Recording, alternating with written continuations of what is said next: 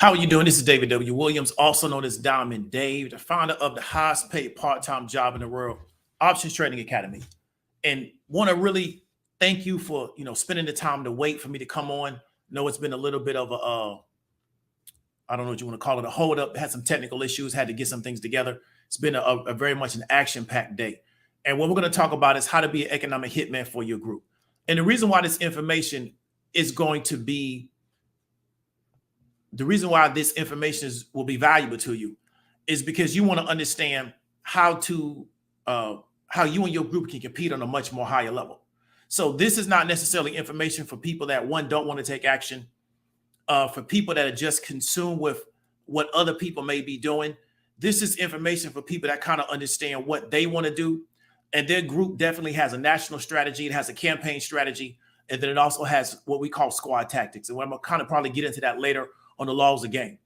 So I look at a lot of my analytics. A lot of my videos probably get around maybe the 10-minute mark watch. And then there's a lot of cutoff. I'm talking about the archive content. If you're not here for those specific things, I would tell you that you could probably spend your time based around something else, right? So this particular video is going to be a little bit of a higher level content. And it's going to get around getting people to understand how to be a lot more economically competitive. And it's for people that desire to be economically competitive. If you just want to work, stack up the 401k, and just kick back when you get 65 years old, this is not going to be the video for you. And you'll be wasting a lot of your time sitting around here watching me unveil this whole thing. So maybe from a curiosity standpoint, it may make sense, but it's not going to be something that you'll really be able to apply because it's going to involve a lot of work on behalf of yourself and your group. So I just want to give you a disclaimer on that. And that's what we're going to talk about, is how to be an economic hitman for your group. Now, a lot of people are going to bring up the book, Economic Hitman. That's cool, but we're not talking about the book. We're talking about application.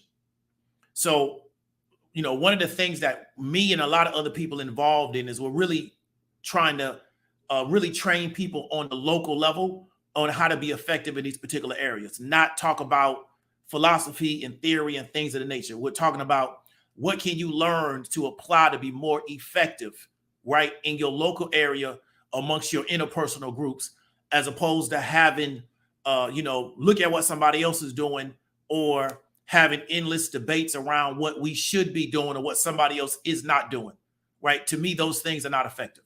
So that's what we're going to talk about. So we're getting ready to roll this out now. We're going to go into this, but I'm going to give you a heads up. If you're looking at the particular society that we live in, there's ways to be effective economically in different areas, right? So you got the real estate area. You have the political arena. You have the water. You got food. You have energy. You have things in that particular area. What I'm going to talk about in this specific area is really around the equities market, right? So it's going to be about equities. You also got the bond market.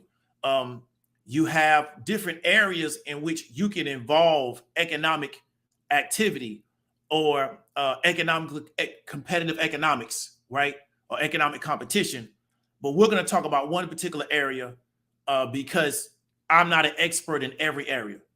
Now, I'm associated with experts in different areas, but I'm not an expert in every area.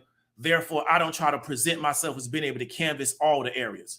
So I'm going to talk about my area, and then other people can come on and talk about their area, because when you're functioning as a larger group, if you look at it on a nationwide level, you have to be competitive in all of these levels. You can't just be competitive in one area, because then there's a deficiency in your group. And so these are the kind of things that we really don't understand, because the goal is never to allow us to be competitive in that area. And the reality is most people don't want to be competitive, because in being competitive against somebody in certain areas, there's always a chance that you're going to lose. So if you don't ever want to lose and you just don't ever have to compete, then you never got to worry about losing, because you're exempt, because you're not in the game. So that's what we're going to talk about. So let's go ahead and get into it, because I don't want to sit with a long monologue. Let me share this out.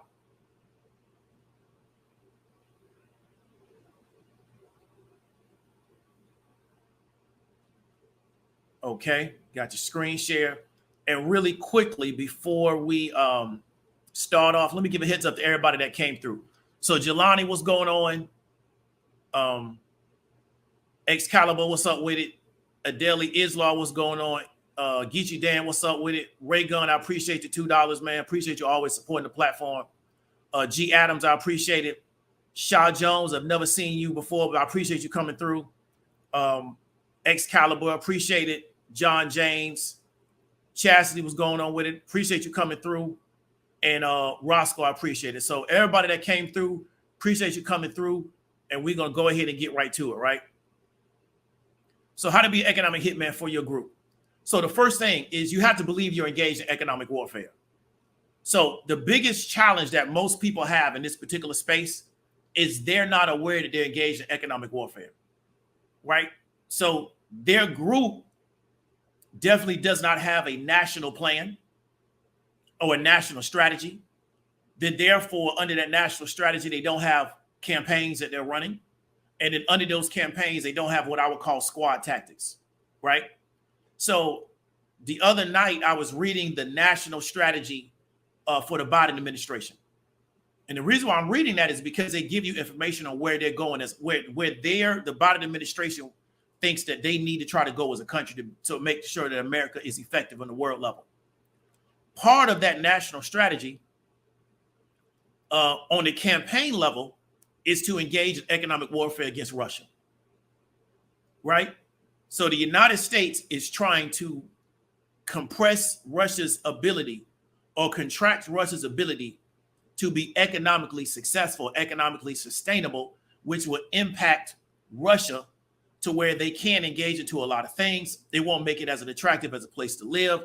They won't attract foreign capital. They won't attract foreign investment, which means it'd be easier for the United States to manage Russia, right? Therefore, when you're dealing with a group of people and they don't believe that they're engaged in economic warfare, and it's deeper than just Asian people got stores in our neighborhood, right? It's deeper than Arabs have grocery stores or corner stores in our neighborhood. If they're not 100% convinced that they're engaged in economic warfare, then they can never produce economic hitmen on behalf of their group, because I don't produce these people because I don't even believe I'm engaged in this anyway.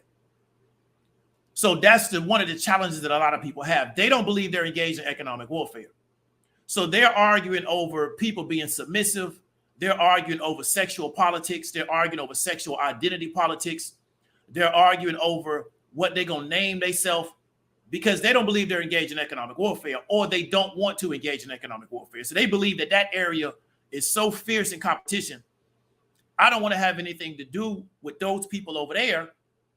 So what I do is I concentrate on something else. So you see this in sports. If you ever play football, there's times in which the game is going to become, and you'll see this even on the youth level. This ain't something that you just see on the pros. You see this on the youth level with like 10, 11, 12, 13-year-olds, where their perception of the contact on the field is so high that they don't even want to go out there. So when the coach starts looking to put people in the game, they don't even look at the coach. Why? I don't want to go out on that field. They're hitting too hard, right? So you got to realize that a lot of people will see an area of intense competition and they don't want to have nothing to do with that. So then they focus on everything else. So when I'm observing people, I'm observing what is their focus on, what is their brain on. Because if their brain is on everything except the economic competition, I realize that, you know what, either they're not aware that that's what's going on, or they are aware of it and they don't want no part of that. Because they realize I'm not built to be in these type of environments. So then I worry about, who's submissive, or, what gender is doing things the right way or the wrong way, because I don't want to be involved in that. And so to be successful in this area, you first have to believe that you're engaged in this. This is actually what's going on. Second thing, right? Your group has to believe that you're engaged in economic warfare, right? So if I'm in a relationship with somebody and they don't believe that we're engaged in economic warfare, then they're no good to me, because they don't believe that we're engaged in this. See, effective groups, everybody knows what time it is. So I can't be in a relationship with somebody when they want to be 5 years old again, and they think it's my job is to help them be 5 years old again, even though they're 30. That's not going to work, because we're engaged in economic warfare. So if you're not 5, you can't conduct yourself like you're 5, right?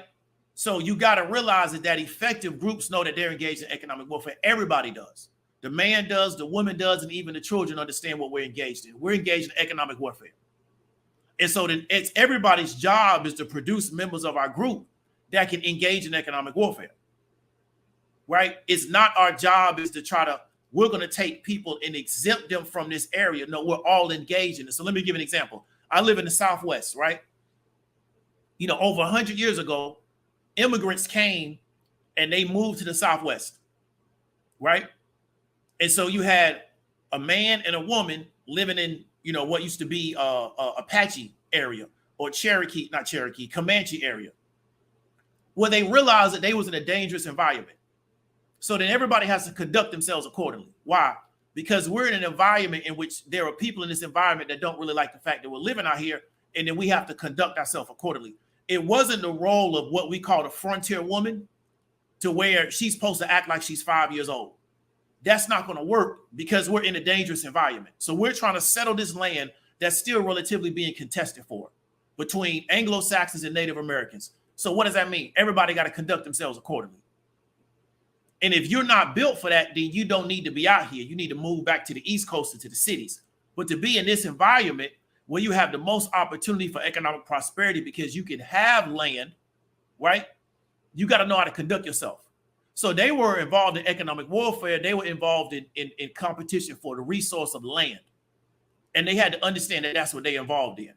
And so that's one of the biggest challenges. It's going to be difficult for you to be involved in this if the members of your group don't realize that this is what's going on, right? So let's go to the next one.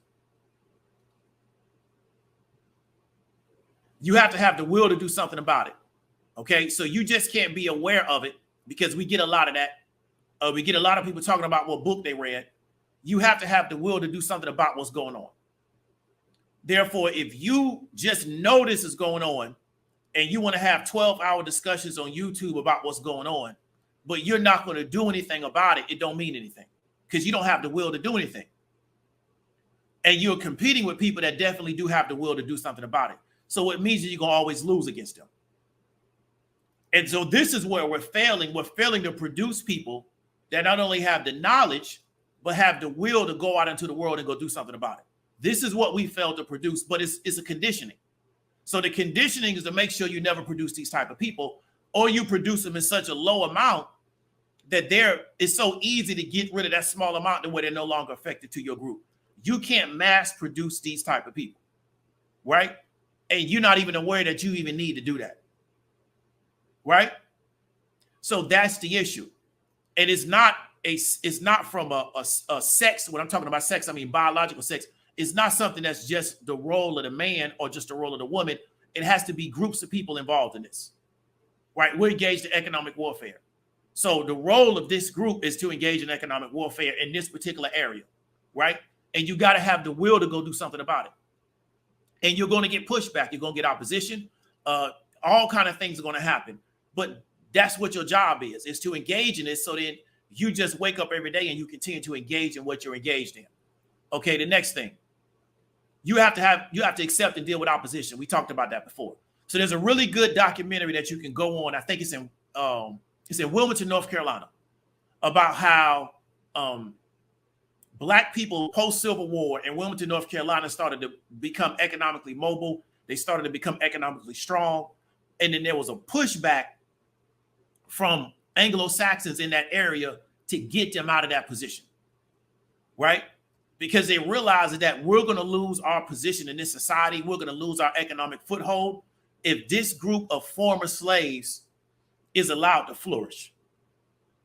And we saw this happen all over the country. Off of Florida, you got Rosewood, you got Ocala. Everybody talks about Black Wall Street, but that happened all over the country. And so you have to accept and deal with opposition that we are coming from a minority situation. We're outnumbered from a numerical standpoint. And so people are going to try to team up to stop us. That's just how this works. And you have to deal with opposition because you're going to deal with that opposition no matter where you go if you're involved in economic warfare. Now, if you just want to move somewhere and just act like you're on vacation, you ain't got to worry because you're not a threat to anybody. But once you start talking about getting a piece of resources, which are limited, they're finite, then you become a threat to people. So that they deal with you differently now because you're a threat. As long as you sit back and let them eat first and then you eat when they get done eating, they never got to worry about you. Why? because they're feeding you. So you got to understand is that many of our people don't, one, understand what's going on, two, don't have the will to go do it, and then three, don't want to deal with the opposition. And the opposition can end your life. You can lose your life engaged in these kind of games. And that's just how it goes. But you're never going to win if you don't engage in the game. And so this is what people got to understand is that we've lost people engaging in economic warfare against other groups of people. But if you don't engage in economic warfare, you can never win. Right? But we use the losses as an excuse not to engage in it. Right? Because really you're dealing with people that don't want to have no part of it. So everything is an excuse not to do it. And then we mass produce these people on both sides, not just men, but also women. Right? We've mass produced these people who don't want to have anything to do with this type of stuff. While everybody else produces these type of people. Right? That's why they move into your areas and they just economically take over everything. Because they produce people that have the ability to function in this area. Okay, let's go to the next one. So here's what we're talking about. You got resources that you're fighting over. It's land. We talk about people moving out here to the west, to the frontier. You got water. One of the most important resources you can control is water. The people that control your water, they really control you. Because if they cut your water off, where are you going to get good water from? So a lot of your behavior is dictated by your access to water. That's why I tell all these guys that call themselves Alpha and, you know, Nintendo and Sega Genesis, how much water do you control? Do you even control 3 gallons of water that you can drink? Because if you don't control no water, you're not an alpha, right? So you're telling me you're an alpha male, but a group of other males control your water, which, you know, if you don't get water, I think it's in 48 hours, you die, right? But you're an alpha, don't add up. But I'm looking at this from a different perspective of resource control. They looking at it from the perspective of, you know, I guess I can tell a woman what to do when she does it. Okay, I guess, I don't know. Labor. So controlling labor is a resource, right? Being able to control large amounts of labor is a resource. So if you can, I don't know what the particular word is. It's not aggregate, but if you can take labor and put a fence around it and control it, that's a resource. Because a lot of people working on one project can be very powerful, right? Then we talk about energy, oil, coal, gas, any energy works is a resource, right? So one of the reasons why the Saudis are so, not the Saudis, but OPEC is so powerful is because they have control over an energy resource, and then they all work together to make sure that nobody can come in between them and make them negotiate against each other for access to their resource, which is oil, and sometimes also gas. You got minds and media. So being able to control people's minds, their psychology, often through media is a resource, because then you control what they think about. You control the conversations that they have, right? So that's one of the biggest things that we're dealing with. Other people have control of our minds and media. Therefore, we don't have conversations about certain stuff. So that's why I can put up a relationship topic and it goes bananas, and I put up this topic and it don't go bananas. Why? Because of control of minds and media, right? Some people just have been conditioned that I don't want to deal with certain topics, but this topic that really won't change anything about my life is it's more entertaining to me. So that's more appealing to me. Then we talk about 6, which is what I'm going to get into, which is ownership. Your ability to own things, right? So we live in a country where you can actually own things. You can have ownership of businesses. You can have ownership of things. You can have ownership in things. That's a resource that many people are not involved in.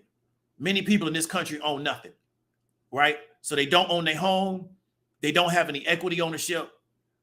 They don't own anything, right? They just pay a lot of stuff, but they don't have any ownership in anything that's really an asset that would appreciate over time, or that the value can increase over time, right?